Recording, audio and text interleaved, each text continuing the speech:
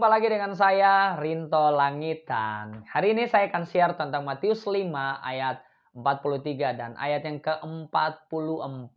Di ayat yang ke-43, Yesus berkata kepada mereka, "Kamu telah mendengar firman Tuhan berkata, kasihilah sesamamu dan bencilah musuhmu." Tetapi kemudian di ayat yang ke-44, Yesus melakukan sebuah reformasi kasih. Yesus berkata begini, bahwa kamu bukan cuma hanya mengasihi sesamamu, tapi kamu juga harus mengasihi musuhmu. Nah, Yesus sedang melakukan reformasi dari hukum yang lama kepada hukum yang baru.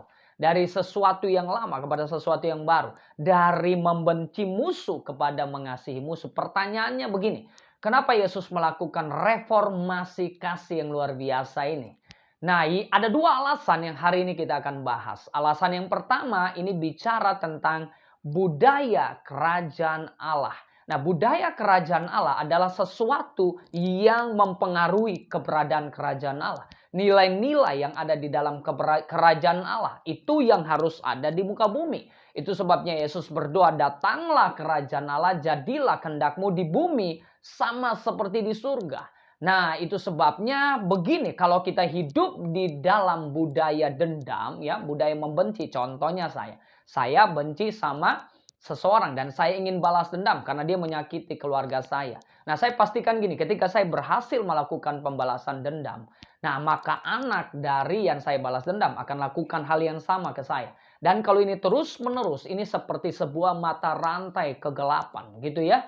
Dan ini akan menjadi sebuah budaya di mana budaya kerajaan kegelapan akan menguasai muka bumi. Nah, itu sebabnya Yesus berkata, dia melakukan sebuah reformasi dengan berkata begini, "Kasihilah musuhmu." Mengampuni maksudnya.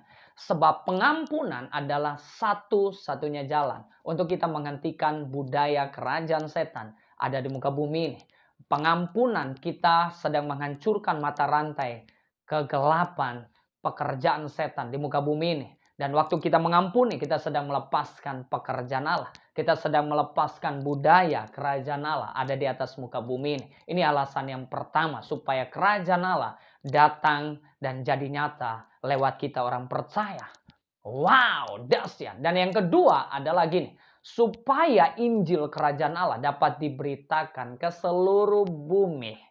Nah, teman-teman tahu bahwa murid-murid adalah orang Yahudi dan mereka udah punya sebuah pemahaman bahwa gini, bahwa orang di luar Israel adalah musuh yang harus mereka benci. Nah, hal yang sangat mustahil adalah kita memberitakan kasih Tuhan kepada orang yang kita sebenarnya benci. Jadi kebencian itu sebenarnya sama kayak kita sedang menutup pintu kasih karunia untuk orang mengenal Tuhan, ya. Jadi kalau saya membenci seseorang, saya sedang menutup pintu kasih karunia, kesempatan untuk orang itu mengenal Tuhan. Tapi dengar baik-baik, pengampunan itu sama kayak kita sedang membuka pintu kasih Tuhan, pintu kesempatan untuk orang itu boleh mengenal Tuhan. Wow, dahsyat banget.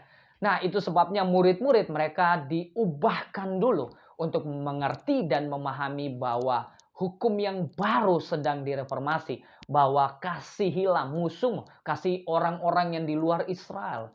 Karena tanpa kasih Injil nggak mungkin bisa diberitakan. Namun dengan kasih kita bisa memberitakan, memperkenalkan kepada mereka kasih Tuhan yang besar itu. Itulah dua alasan mengapa Yesus melakukan reformasi. Tuhan memberkati kita semua.